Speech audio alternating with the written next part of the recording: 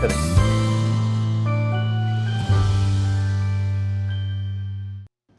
E estamos de volta com o nosso Saúde e Bem-Estar de hoje e a gente vai falar nesse bloco sobre a psoríase. Não é contagiosa, eu acho que essa é a principal informação do programa, porque portadores de psoríase sofrem com o afastamento social, com esse problema, e é sobre essa questão, literalmente uma questão de pele, que afeta muitas pessoas. É sobre isso que a gente conversa, mais uma vez, com a doutora Michele Diniz, que é dermatologista da Santa Casa de Belo Horizonte, professora universitária, já esteve aqui conosco. Enfim, seja bem-vinda, doutora, tudo bem? Tudo bem, boa tarde. Alegria te receber aqui. A gente começa falando então de psoríase, da outra vez a gente falou sobre vitiligo. Vitiligo, né? isso. Mas a psoríase sempre aparece em campanhas para conscientização da população, do entendimento de que essa doença ela não é contagiosa e o aspecto emocional acaba afetando muito quem sofre com psoríase, né? Sim, é importante, é uma doença que não é tão rara assim na população brasileira. A gente sabe que mais ou menos 1,5% aí da população sofre com psoríase, então não é raro, né, a gente conviver, encontrar pessoas com essa doença. Sim. E realmente a questão, né, da discriminação, do não entendimento da doença é muito importante, né, a gente tem que esclarecer. A gente está nesse mês, agora em outubro, né, no dia 29, é comemorado o Dia não só nacional, como mundial também da psoríase, com o objetivo de conscientizar mesmo as pessoas. E como você falou, é uma doença que não é contagiosa. Né, é uma doença inflamatória da pele e que alguns pacientes têm uma predisposição mesmo genética para poder desenvolver.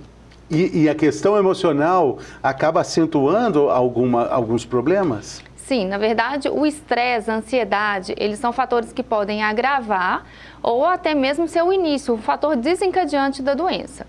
Mas é importante o paciente ter consciência que, na verdade, não é só isso, né? Não é só a questão do estresse, não é só a questão da ansiedade que causa a doença. A gente tem realmente uma alteração imunológica em pacientes que são geneticamente predispostos. Então, aquilo ali ele é um gatilho, porque às vezes o paciente sente que só o estresse dele está gerando aquilo ali. E é importante a gente esclarecer isso para ele também, porque acaba que vira um ciclo, né? A própria doença também gera ansiedade, pode estar associada à depressão. E se a pessoa acha que só ela que está causando aquilo de estresse, isso pode piorar. Então, esse entendimento da causa, que é algo, né, mais amplo com relação principalmente a uma predisposição genética, é importante ser esclarecido. Exatamente. Então, vamos esclarecer, né? Quais são essas causas? Temos um perfil de paciente de psoríase? A gente tem basicamente dois grupos que podem ser acometidos, assim, duas idades que a psoríase pode surgir. Uma são pacientes mais jovens, ela é muito frequente de iniciar antes dos 30 anos de idade e é um perfil de pacientes que tem geralmente uma história na família de psoríase. E um segundo momento, por volta dos 50, 60 anos de idade, quando a doença também pode ser um momento de início, um outro grupo. Esse grupo normalmente não tem história na família da doença. Então, são dois perfis diferentes de pacientes. Uma outra associação que é importante, se a gente pensar no perfil desses pacientes, existe uma associação maior com algumas doenças, como, por exemplo, obesidade, pressão alta, diabetes. Então, normalmente, são pacientes com essas características que a gente encontra mais frequente nos pacientes com psoríase. E depois, aos 60 anos, 50, 60 anos, surge esse problema, normalmente, aí como você disse, né? Um diabético, hipertenso, obeso, problema cardíaco também. Além de tantos problemas, opa, te dá mais um aí, psoríase. Ainda pode aparecer. E isso os pacientes muitas vezes geram estranhamento, falam, gente, eu passei minha vida inteira, estou com 50, 55 anos e nunca tive nada. E realmente é um comportamento que a gente chama bimodal da doença, um primeiro pico mais jovem e esse segundo pico nessa fase mais, né, avançada aí da vida. Ainda bem que você não falou que é mais velho, mais experiente, né? Mais experiente. Qual a razão? Na verdade, isso não tem, né, uma explicação, porque que a gente tem essa diferença de dois perfis, de dois momentos. Existem algumas doenças que o estilo de vida, isso a gente sabe que ao longo da vida, dependendo das escolhas que a gente vai fazendo, isso vai tendo uma modulação naqueles que têm uma predisposição genética. Isso pode acabar justificando essa associação, né, que a gente chama com síndrome metabólica, com obesidade, hipertensão, diabetes, nessa faixa etária que surge principalmente. Como é que ela surge? Aparece em algum ponto específico do corpo? Joelho, cotovelo, couro cabeludo? As doenças, as lesões de psoríase, elas são caracterizadas, né, por manchas e lesões elevadas, vermelhas, que descamam principalmente no couro cabeludo. Então, 90% dos pacientes vão ter comprometimento de couro cabeludo, então é uma área muito frequente. E superfícies extensoras, então cotovelo, joelho, a região das nádegas, o umbigo, são regiões muito frequentemente acometidas. Mas a gente pode ter comprometimento de qualquer local do corpo. Inclusive, tem quadros mais graves em que a gente tem um comprometimento mais difuso, disseminado das lesões. No couro cabeludo, afeta a saúde dos cabelos também? Sim, pode. Quando a gente tem quadros muito inflamatórios, muito agudos, além da escama, do incômodo estético e da coceira, que é bem frequente, pode ter uma queda de cabelo localizado, mas é um tipo de alopécia de queda que o cabelo volta se a gente tratar a psoríase e tirar aquela inflamação. Então, não é algo que vai ser definitivo causado pela doença, não. E no quadro, no bloco anterior, a gente falou sobre feridas, e a psoríase causa muita coceira, e essa coceira causa feridas também? Ou a coceira, né, o prurido pode acabar removendo escamas e levando à formação de feridas. Não é comum a gente ver feridas tão profundas assim com a psoríase. E por alterações da pele, também alterações imunológicas que tem nessa doença, também não é comum a gente ver quadros de infecção em cima das lesões de psoríase. Então, normalmente são lesões mais secas e descamativas, mais do que realmente se a gente pensar numa ferida aberta propriamente dita. Sim. Agora, ela pode ser mais ou menos grave? Quando é que ela necessita de mais cuidados? Sim, a gravidade ela é bem variável. A gente classifica a psoríase em leve, moderada, grave, sendo que 80% dos pacientes vão ter quadros leves, o que é muito bom, que são lesões mais localizadas. Mas em torno aí de 20%, né, vão ter quadros mais graves, moderados a graves. Esses casos a gente classifica quando a gente tem um comprometimento acima de 10% da superfície corpórea, ou quando a gente tem um grave comprometimento na qualidade de vida. Então, é tão importante esse impacto que tem na qualidade de vida que a gente utiliza índices, escalas, que avaliam essa repercussão na vida do paciente. A gente tem escalas para isso e que mesmo às vezes que ele tem quadros localizados, é só cotovelo, e se ele tem esse grau de comprometimento da qualidade de vida alto, a gente considera ele como um paciente grave. E isso é importante, porque vai direcionar o tratamento. E pode passar para outros pontos? Começa no cotovelo, vai para o joelho, vai para o couro cabeludo? A doença pode iniciar em algum local e depois se disseminar. Uma não passa para o outro lugar, então, porque ela não é contagiosa, mas um paciente sim. Nem no próprio paciente, nem no próprio né? paciente, isso. Mas ele pode iniciar com quadros mais localizados e depois esse quadro evoluir para quadros mais graves. A gente tem alguns fatores que podem agravar. Por exemplo, infecções. Então, a gente viu recente aí na pandemia, pacientes que às vezes estavam bem controlados, tiveram infecção, seja Covid ou alguma outra infecção que também pode levar a janela. Isso leva a uma exacerbação, uma piora da doença. Então, isso pode acontecer sim. A gente já viu que a causa é variadíssima, existem nesse caso aí, como em vários outros aspectos, mais perguntas do que respostas, quando a gente tenta investigar por quê, né? Onde é que, como é que aparece num grupo e depois, muito tempo depois, em outro grupo.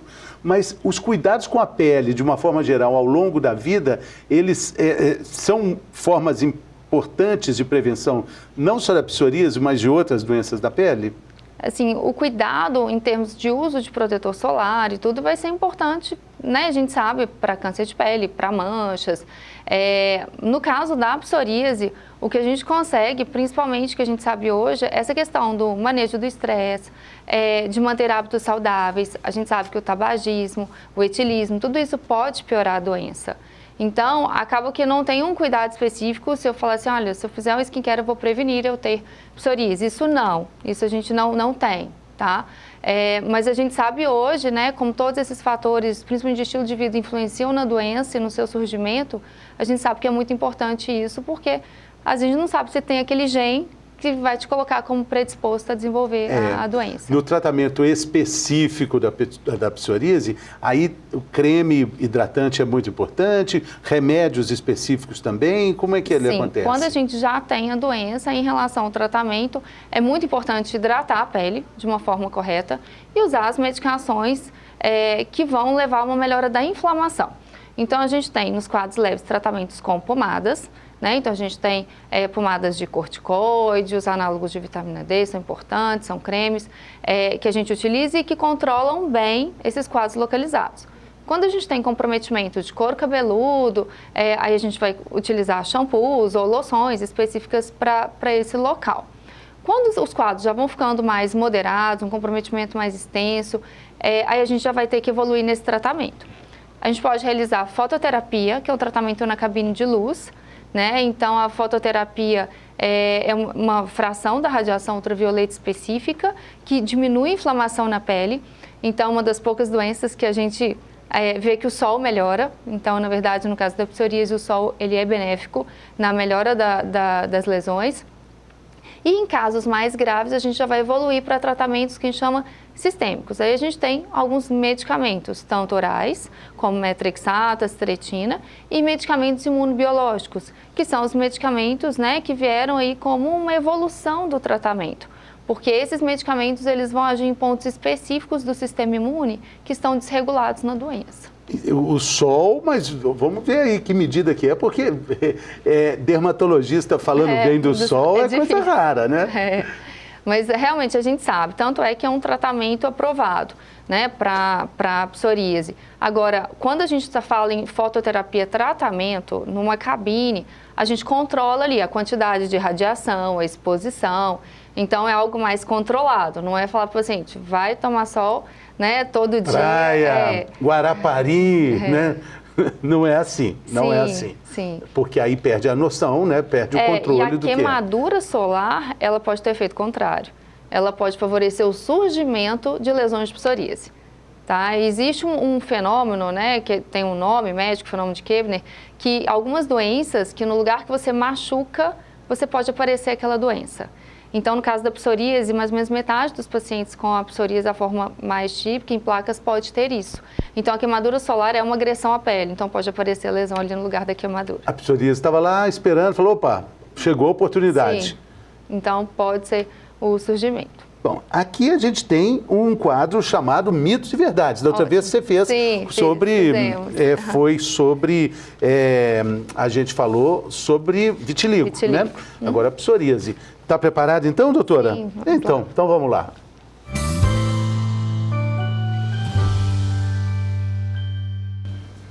Mitos e verdades, doutora Michele Diniz, dermatologista, está aqui conosco e a gente está falando sobre psoríase no programa de hoje. Primeira questão é essa, não existem fatores de risco para a psoríase. É mito ou é verdade? Esse é mito, sim. A gente tem alguns fatores, principalmente igual o estresse, é um fator que pode ser desencadeante ou agravante. Algumas infecções por bactérias amigdalite podem ser fatores desencadeantes em pacientes geneticamente predispostos. E o tabagismo, etilismo e excesso também são fatores aí que a gente pode colocar como fatores de risco para piora. Diabetes? O diabetes é uma doença associada, então a gente chama de comorbidade, uma doença que vem junto. A diabetes, hipertensão, obesidade, então são doenças que podem estar associadas. A outra questão é essa, psoríase pode ser tratada em casa, mito ou verdade? Em casa, sim, se a gente pensar que a maior parte dos pacientes, quase a totalidade, não é internado. Então, o tratamento é em casa, mas não com medicamentos caseiros, né? Então, a gente vai tratar em casa, é um tratamento ambulatorial, não é hospitalar, mas com medicamentos prescritos pelo médico, evitar fórmulas caseiras, evitar passar plantas, né, que às vezes chegam os pacientes utilizando algumas plantas para tentar cicatrizar, melhorar, e isso pode acabar piorando. Isso existe ainda? Irritando. Isso existe? Existe. Então é um alerta importante, não tem nenhuma comprovação de que plantas caseiras, chás, infusões resolvem problemas de psoríase, né, ainda doutora? pode ter o risco de irritar a pele, né? Então não deve ser feito.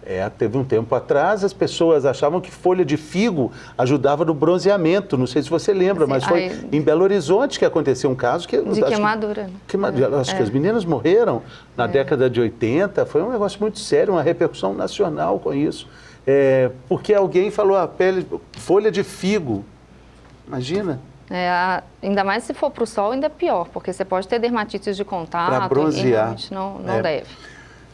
A questão é essa, tomar sol, falando do sol, a outra é essa, tomar sol é importante para tratar a psoríase? No caso aqui, verdade. Verdade, né? Igual a gente falou, a fototerapia é um tratamento que a gente utiliza sim na psoríase. Fazer igual a agência Lupa, é verdade, porém...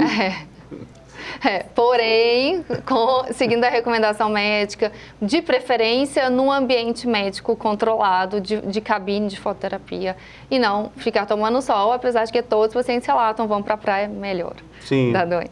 Eu vou aproveitar para te perguntar a sua opinião sobre o bloco anterior. A gente falou sobre o laser, que é luz também. No caso do psoríase, num tratamento dermatológico, seria eficiente? O que você acha, doutora? De forma geral, a gente acaba não utilizando o laser, né? As feridas normalmente não são tão profundas, então não Por causa disso, um tratamento que a gente utiliza. E hoje a gente tem uma gama muito grande de opções terapêuticas, e isso é uma mensagem importante, né? Que psoríase tem tratamento. Então, às vezes, ainda hoje chegam pacientes desanimados, falando, não tem tratamento. Não, hoje a gente tem muita opção de tratamento, né, medicamentoso e seguro, e que isso acaba que a gente não lança mão do laser, que o benefício ele não vai ser superior em relação ao que a gente tem dos outros medicamentos. Sim, mas acho que a mensagem é essa. Psoríase tem tratamento, né? Isso devolve qualidade de vida para o paciente, né? Sim, a qualidade de vida ela melhora de forma enorme. Então, a gente tem pacientes que às vezes relatam, tem lesões no cotovelo, tudo, não vão para a praia, não saem com seus filhos. Não colocam blusa de manga curta. E quando a gente trata, ele melhora e ele recupera essa autoestima, é muito bom ver isso, né? Que a pessoa volta a ter uma vida normal, o que para a pessoa que não sofre desse preconceito, né? Não quer expor as lesões, não vai entender o que isso representa, realmente ter possibilidade de fazer as atividades do dia a dia, né, sem ficar com vergonha da sua pele. Exatamente. Só quando a gente começou a conversa, né, a doutora falou que, claro, existem fatores emocionais que desencadeiam a psoríase, mas que não é preciso ter tanto apego a questões emocionais e entender a doença de uma forma mais globalizada, mais holística, né, doutora? Mas, invariavelmente, as questões de pele estão muito ligadas ao emocional, né? Muitas Existem várias expressões, né? Eu senti na pele, né? Sim. Eu estou à flor da pele, né? Com os nervos à flor da pele, né? Igual a gente falou que o vitiligo é influenciado, a acne, rosácea. Então, são várias doenças que têm manifestação emocional também. E que acaba isso repercute na pele, numa piora ou no surgimento de uma lesão. Sim, e o tratamento equilibrado dessas emoções ajuda também a equalizar várias doenças, né? Sim, se a gente identifica que realmente essa é uma questão que é importante para aquele paciente, é orientado, né, a procurar uma ajuda nesse sentido, né, que vai acabar auxiliando a gente também no nosso tratamento. E se for olhar, tudo é uma questão emocional. A gente fez um programa sobre saúde da medicina da vitalícia, medicina de vitalidade, medicina holística, medicina de um complemento, assim, e a médica disse uma coisa muito bacana, que até fungo, até a micose pode ser uma questão emocional. Enfim, na verdade, não tem separação da nossa emoção e do nosso corpo, né? E cada vez mais os estudos estão mostrando isso, né? A relação de neurotransmissores com o sistema imunológico.